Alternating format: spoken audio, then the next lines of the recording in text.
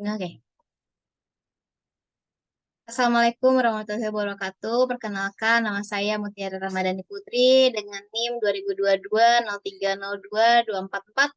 Di sini saya akan mempresentasikan 3 materi untuk ujian akhir semester Anatomi Fisiologi 2. Di sini saya akan membahas mengenai sistem perkemihan, sistem endokrin, dan sistem muskuloskeletal. Di sini kita akan membahas mengenai sistem perkemihan. Yang pertama, di sistem perkemihan atau sistem urinari itu ada beberapa organ yang berperan, yaitu ada ginjal, ada ureter, ada kandung kencing atau vesika urinaria, serta uretra.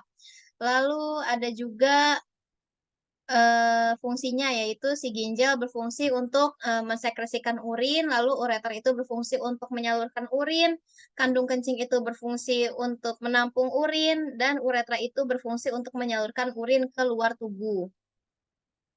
Lalu di sini yang pertama ada ginjal. Ginjal itu adalah organ yang berbentuk seperti biji kacang. Dia terletak di dinding posterior abdomen, terbungkus lapisan lemak visceral dengan panjangnya itu sekitar 6 sampai 7,5 cm, tebalnya 1,5 sampai 2 cm, dengan beratnya itu sekitar 140 gram. Ginjal kanan itu lebih pendek dan lebih tebal dibandingkan ginjal kiri letaknya.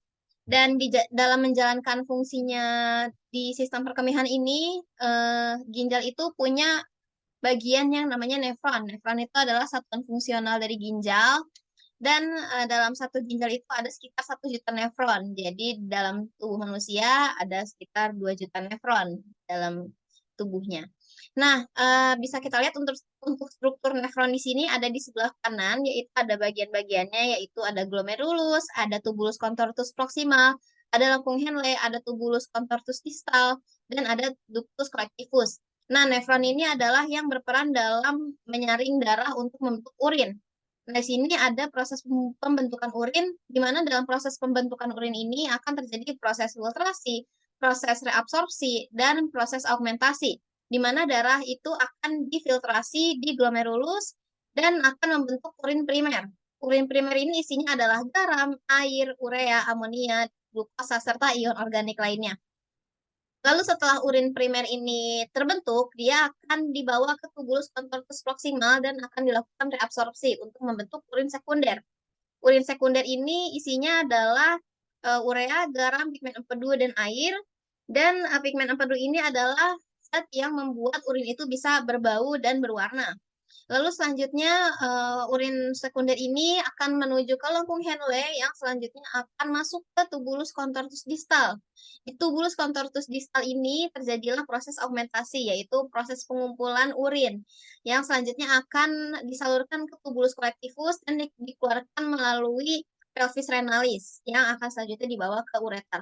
Nah, di sini kita juga akan membahas mengenai ureter. Ureter itu adalah saluran yang menyambungkan ginjal ke kandung kencing dengan panjang 15 sampai 40 cm. Dimulai dari hilum ginjal di sebelah sini sampai ke sebelah posterior dari kandung kencing. Lalu selanjutnya ada kandung kencing dan uretra. Kandung kencing atau vesika urinaria itu bekerja sebagai penampung urin yang bentuknya itu seperti kendi, terletak di dalam panggul besar di belakang simfisis pubis. Nah, uretra sendiri adalah saluran yang berjalan dari leher kandung kencing ke lubang luar. Nah, di uretra ini, dia itu memiliki yang namanya sphincter uretra, di mana sphincter uretra ini berfungsi untuk mencegah supaya urin yang tertampung di dalam sini itu tidak keluar sembarangan. Pada wanita, panjang uretra adalah 2,5 sampai 3,5 cm karena bergantung juga dari organ reproduksinya. Pada pria, panjang uretra adalah 17 sampai 22,5 cm. Lalu itu untuk sistem perkemihan, sistem urinaria, lalu selanjutnya kita akan membahas mengenai sistem endokrin. Nah, organ-organ yang berperan dalam sistem endokrin ini tuh ada kelenjar pituitari, ada kelenjar pineal, ada juga kelenjar adrenal, ovarium, testis, dan pankreas. Nah, di sini kita akan membahas pertama itu mengenai kelenjar pituitari atau yang dikenal juga sebagai master gland. Kelenjar pituitari ini berfungsi untuk mengatur aktivitas kelenjar yang lain. Kelenjar pituitari itu memiliki 3 bagian, yaitu ada bagian anterior, ada bagian tengah, dan ada bagian posterior. Nah, di bagian anterior itu kelenjar pituitari menghasilkan beberapa hormon seperti hormon growth hormone yang berfungsi untuk mengatur pertumbuhan, lalu juga ada ACTH atau adenocorticotropin hormon yang berfungsi untuk merangsang adrenal untuk produksi kortikosteroid. Lalu ada juga TSH atau thyroxine stimulating hormone yang berfungsi untuk merangsang kelenjar tiroid untuk memproduksi tiroksin. Lalu ada juga FSH atau follicle stimulating hormone yang berfungsi untuk merangsang pertumbuhan tubulus seminiferus dan spermatogenesis. Lalu ada luteinizing hormone yang berfungsi untuk menstimulasi pembentukan estrogen. Lalu ada prolaktin yang berfungsi untuk mensekresi ASI. Lalu ada juga MSH yang berfungsi atau melanocyte stimulating hormone yang berfungsi untuk merangsang penyuburan pigmen serta CSH atau interstitial cell stimulating hormone. Nah, fungsi dari ICSH ini adalah untuk merangsang sekresi hormon testosteron. Lalu pada pituitari bagian tengah, hormon yang disekresikan adalah MSH yang masih sama juga fungsinya adalah untuk merangsang penyuburan pigmen serta somatotrof yang berfungsi untuk merangsang tumbuhnya tulang. Lalu di bagian posterior itu ada ADH atau antidiuretik hormon yang mencegah untuk pembentukan urin dalam jumlah banyak, serta ada juga oksitosin yang merangsang kontraksi usus otot uterus atau otot rahim. Lalu selanjutnya ada kelenjar pineal. Kelenjar pineal ini berbentuk seperti biji pinus, terletak di antara dua bagian otak dan berfungsi untuk menyelaraskan fungsi kerja endokrin yang lain. Pineal ini bisa menghasilkan hormon melatonin yang mengatur irama tidur. Lalu selanjutnya ada kelenjar tiroid dan paratiroid. Kelenjar tiroid dan paratiroid ini terletak di bagian trakea. Nah, kalau tiroid ini yang ada di bagian depan, paratiroid ini terletak di belakang kelenjar tiroid, yaitu 4 bulatan yang berwarna kuning ini. Ini dinamakan kelenjar paratiroid. Nah, kelenjar tiroid ini dia akan menghasilkan beberapa hormon seperti hormon triodotironin atau T3, ada juga kalsitonin dan ada juga tiroksin. Nah, fungsi dari kelenjar tiroid ini adalah untuk mengatur laju metabolisme, untuk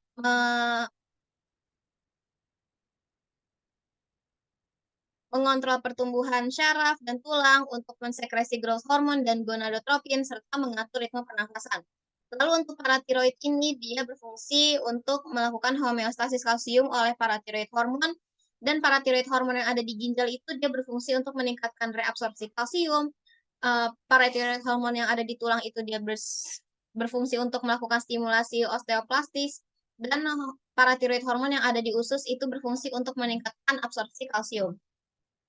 Lalu selanjutnya adalah kelenjar timus, di mana kelenjar timus ini adalah kelenjar yang terletak di bagian dalam mediastinum di dalam tulang sternum kita. Timus ini terdiri dari 2 lobus, yaitu kanan dan kiri, dan biasa dijumpai pada anak usia di bawah 18 tahun. Timus ini berfungsi untuk mengeluarkan hormon pertumbuhan, yang mana jika kekurangan maka bisa menyebabkan kekerdilan, dan jika kelebihan bisa menyebabkan gigantisme. Nah, pada orang dewasa, kelenjar timus ini akan mengecil atau akan mengalami atrofi, sehingga dia akan berubah fungsi juga untuk menjadi tempat produksi sel T yang kita tahu berfungsi sebagai salah satu dari bagian sistem imun kita. Lalu selanjutnya adalah kelenjar adrenal, yaitu kelenjar yang terletak di atas ginjal, ada 2 juga sepasang, kanan dan kiri dengan berat masing-masing 8 gram. Nah, di kelenjar adrenal sendiri itu terbagi menjadi 2 bagian, yaitu bagian medula dan bagian korteks. Di mana di bagian korteks itu adrenal menghasilkan hormon glukokortikoid yang berfungsi untuk mengubah protein menjadi glikogen. Lalu ada juga mineralokortikoid yang berfungsi untuk menyerap natrium dan mengatur reabsorpsi air di ginjal. Serta ada juga androgen yang berfungsi untuk membentuk sifat kelamin sekunder laki-laki. Lalu ada juga hormon yang diproduksi di bagian medula, yaitu adrenalin yang berfungsi untuk mengubah glikogen menjadi glukosa darah. Lalu ada juga epinefrin yang berfungsi sebagai neurotransmitter, dan ada juga norepinefrin yang berfungsi sebagai mengatur tekanan darah, mengatur imunitas, mengatur detak jantung, serta mengatur kegiatan lipolisis. Lalu yang selanjutnya kita masuk ke kelenjar gonad, di mana kelenjar gonad ini adalah kelenjar reproduksi yang berbeda antara laki-laki dan perempuan, di mana kalau laki-laki itu memiliki testis, sedangkan perempuan itu memiliki ovarium.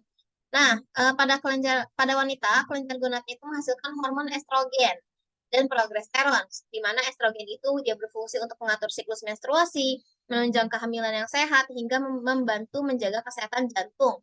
Serta progesteron itu berfungsi untuk mengubah lendir di leher rahim menjadi lebih kental dan menebal di awal masa kehamilan.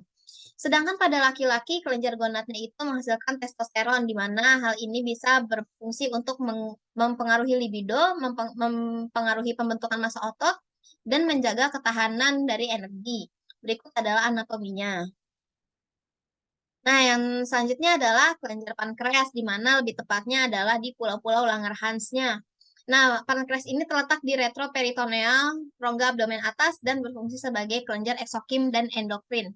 Nah, pulau-pulau Langerhans ini masing-masing ada yang dinamakan sel alfa, sel beta, dan sel delta, di mana sel alfa ini menghasilkan hormon glukagon yang nantinya itu berfungsi untuk meningkatkan kadar gula darah. Terus ada juga sel beta, di mana dia itu menghasilkan insulin yang membantu untuk menurunkan kadar gula darah. Lalu sel delta itu dia menghasilkan hormon somatostatin yang berfungsi untuk menghambat sekresi glukagon, insulin, dan polipeptida pankreas.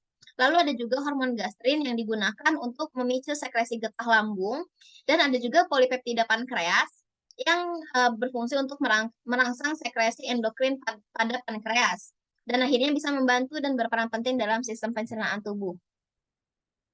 Lalu yang selanjutnya adalah anatomi dan fisiologi sistem muskoskeletal. Di sini kita akan membahas mengenai tulang, sendi, dan otot.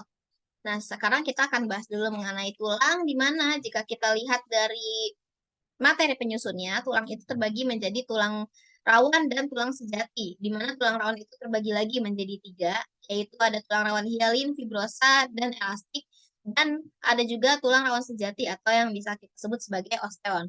Nah, di sini adalah struktur dari tulang sejati atau osteon, di mana dalam satu bagian tulang pipa itu dibagi menjadi dua, ada yang namanya diafisis dan ada yang namanya epifisis. Epifisis itu terletak di bagian ujung-ujungnya. Jadi ada yang namanya proximal epifisis dan ada juga yang namanya distal epifisis. Nah, kalau bagian diafisis ini kita zoom, maka kita akan bisa melihat bagaimana bagian dari dalam tulang tersebut. Nah, di sini kita bisa melihat bahwa ada rongga sumsum, lalu ada juga sumsum kuning, lalu ada juga periosteum, lalu di sini adalah tulang kompaknya, dan di bagian sini kita bisa melihat bahwa di sini ada yang namanya tulang spons. Kalau di bagian diafisis itu adalah tulang kompak, di bagian epifisis itu didominasi oleh tulang spons, dan beginilah penampangnya. Kita bisa melihat bahwa kepadatan tulangnya lebih jarang dibandingkan yang tulang kompak pada diafisis. Lalu selanjutnya, jika kita lihat berdasarkan bentuknya, ada dibagi menjadi beberapa jenis, seperti tulang pipih yang bisa kita lihat di bagian sternum, tulang pipa yang bisa kita lihat di bagian femur, lalu ada juga tulang sesamoid yang bisa kita lihat di bagian patella atau tempurung lutut, lalu ada juga di bagian tulang pendek yang ada di bagian tarsal dan karpal, lalu ada juga tulang tidak beraturan yang bisa kita lihat di bagian tulang belakang kita. Nah, tulang itu berfungsi sebagai alat gerak pasif, di mana dia itu hanya untuk menyangga tubuh dan sebagai alat penggerak otot. Nah, selain itu tulang juga berfungsi untuk menyimpan mineral serta otot untuk memproduksi sel darah merah. Nah, lalu selanjutnya ada sendi, persendian, di mana sendi itu menghubungkan antara dua tulang, maaf, di mana sendi itu dibagi menjadi tiga, yaitu sinartorsis, amfiatorsis, serta diatorsis. Sendi sinartorsis ataupun sendi mati atau sendi kaku itu sendi yang tidak akan memungkinkan terjadinya pergerakan. Jadi sendi ini sendi mati dan tidak memungkinkan adanya pergerakan dari tulang-tulang tersebut. Biasanya bisa ditemukan di antara penghubung dari tulang-tulang tengkorak kita. Lalu selanjutnya ada sendi amfiatorsis, di mana sendi ini adalah sendi dengan uh, kemungkinan geraknya itu kecil, sedikit geraknya. Dan biasa kita temukan pada simfisis pubis, sendi manubrium, badan sternum, serta sendi temporer. Dan yang ketiga ada sendi diatorsis, di mana ini adalah sendi yang mungkin paling familiar oleh kita, yaitu adalah sendi yang bisa bergerak dengan bebas. Ada yang bisa bergerak memutar, ada yang bisa bergerak ke samping, atau ke depan, atau ke kanan, ke kiri. Jenis-jenis sendi ini adalah sendi geser, sendi putar, sendi engsel, sendi kondyloid, sendi berporos, dan sendi pelana. Lalu selanjutnya adalah jenis dan fungsi otot. Kalau tadi kita mengetahui bahwa tulang itu adalah alat gerak pasif, maka otot itu adalah alat gerak aktif. Otot itu dapat berkontraksi dan melaksanakan, gerak tubuh, tapi yang bisa menyangganya adalah tulang. Nah, menurut strukturnya, otot itu dibagi menjadi 3, yaitu otot lurik, otot polos, dan otot jantung. Di mana otot lurik ini dia bentuknya melintang dan dapat ditemui di otot rangka. Jadi otot lurik itu dia bisa bergerak dengan suruhan dari syaraf kita gitu. Jadi dia membutuhkan impuls untuk bergerak. Tapi kalau otot polos itu dia tuh tidak membutuhkan impuls untuk bergerak, dia bergerak tanpa sadar dan bisa ditemukan di pembuluh darah, di dinding saluran cerna, serta di bagian kulit. Nah, kalau otot jantung ini otot yang cukup lain, cukup spesial, di mana otot ini bentuknya seperti otot lurik, tapi kontraksinya itu seperti otot polos karena dia bisa berkontraksi tanpa impuls. Dan otot jantung ini seperti namanya hanya bisa ditemukan di jantung. Sekian presentasi dari saya untuk ujian akhir semester tentang sistem perkemihan, sistem endokrin, dan sistem muskuloskeletal. Semoga informasinya dapat dipahami dengan baik. Terima kasih. Assalamualaikum warahmatullahi wabarakatuh.